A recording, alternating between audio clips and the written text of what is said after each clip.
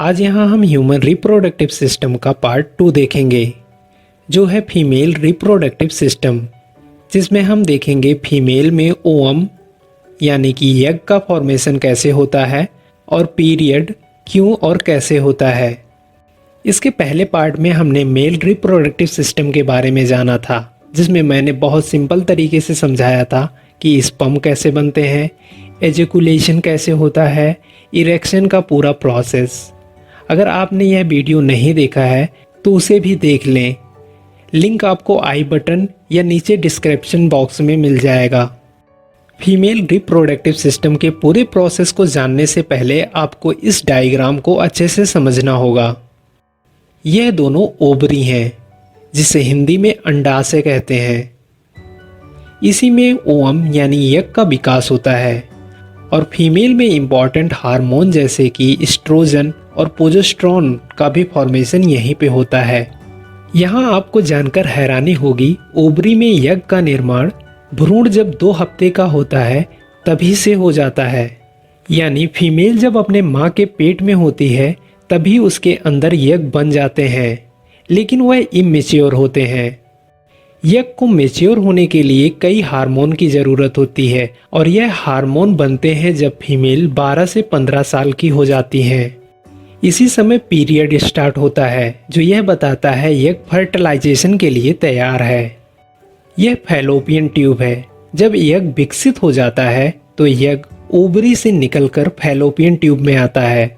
यह एक साइकिल में एक बार होता है और यह एक साइकिल 26 से 35 दिन की हो सकती है, बट एवरेज साइकिल 28 दिन की ही होती है। पहली साइकिल में एग बाईं ओवरी से और दूसरी साइकिल में एग दाईं ओवरी से निकलते हैं। फैलोपियन ट्यूब में एग 48 घंटे तक ही जिंदा रहता है और यही वह समय है जब अगर स्पर्म एग से मिले तो फर्टिलाइजेशन सक्सेसफुली हो सकता है, यानी गर्भ धारण करने का सबसे सटीक समय। इसी 48 घंटे पीरियड को ओवुलेशन कहते हैं। यह यूट्रस है, यानी कि गर्भाशय, जहां बच्चे का विकास होता है।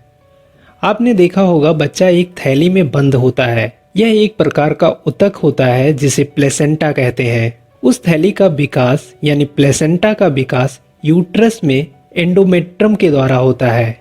ओवरी में एग के निकलते समय ही थैली का भी निर्माण होने लगता है। अगर फर्टिलाइजेशन सक्सेसफुली हो जाए, यानी एग और स्पर्म के मिलन से अगर गर्भधारण हो जाए, तो भ्रूण एंडोमेट्रम में आकर जुड़ जाता है और यहाँ धीरे धीरे बच्चे का फॉर्मेशन होने लगता है।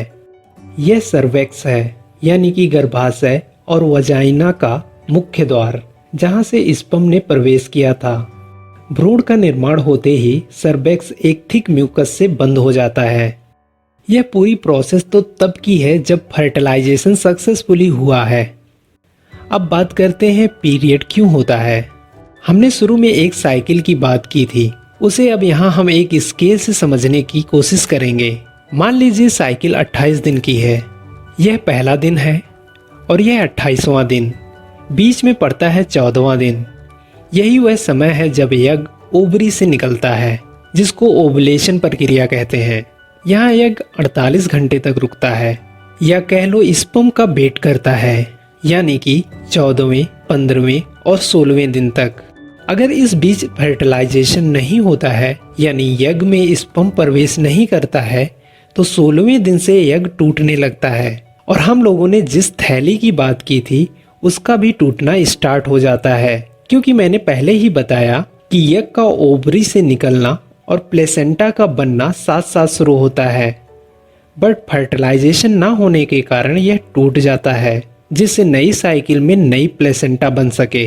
एग और प्लेसेंटा का पूरी तरीके से डीफॉर्मेशन की प्रक्रिया 17वें से 28वें दिन तक होती है।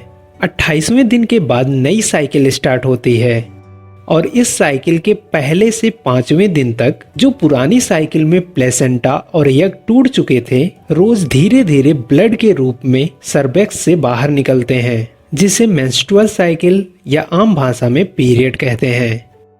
आप सोच रहे होंगे इतनी सटीक प्रक्रिया कैसे संभव हो जाती है। जैसे ओवरी को कैसे पता चलता है कि एग को अब छोड़ना है, एग को कैसे पता चलना है उसे 48 घंटे तक फैलोपियन ट्यूब में स्पर्म का वेट करना है, और प्लेसेंटा को कैसे पता चलता है कि फर्टिलाइजेशन नहीं हुआ है, अब उसे टूट जाना चाहिए। यह सारी प्रक्रिया कंट्रोल की जाती है दिमाग के नर्वस सिस्टम और हार्मोन के द्वारा। नर्वस सिस्टम हर प्रक्रिया को होने से पहले उस पार्ट में हार्मोन रिलीज करता है, जिससे सब कुछ सटीक ढंग से हो पाता है। एक एग्जाम्पल से समझे तो मान लीजिए स्पर्म यग से मिल जाता है तो यग एक हार्मोन रिलीज करेगा, जिससे दिमाग को पता चलता है कि फर्टिलाइजेशन हो चुका है, जिससे नर्वस सिस्टम प्लेसेंटा को तोड़ने वाले हार्मोन को निकलने से रोक देता है और प्लेसेंटा नहीं टूटता। सर्वेक्स को भी नर्वस सिस्टम सिग्नल देता है कि फर्टिलाइजेशन हो गया है, तुम अब म्यूकस बनाना स्टार्ट करो और गर्भाशय और वजाइना के रास्ते को बंद कर दो। आई थिंक अब आपको पूरी प्रक्रिया समझ में आ गई होगी। मैंने आपको आसान भाषा में समझाने के लिए बहुत सारे टेक्निकल वर्ड और हार्मोन के नाम नहीं बताए हैं, जो इस प्रक्रिया में बहुत इंपॉर्टेंट रोल निभाते हैं। मैंने यहाँ ओवरव्यू दिया है। अगर आप डिटेल में जानना चाहते हो या इससे रिलेटेड कोई भी क्वेरी है तो आप कमेंट करके पूछ सकते हैं। अगर वीडियो अच्छा लगा हो तो प्लीज़ लाइक कर देना और चैनल को सब्सक्राइब करके बेल आइकन बटन को भी दबा देना। आपका दिन शुभ हो। धन्यवाद।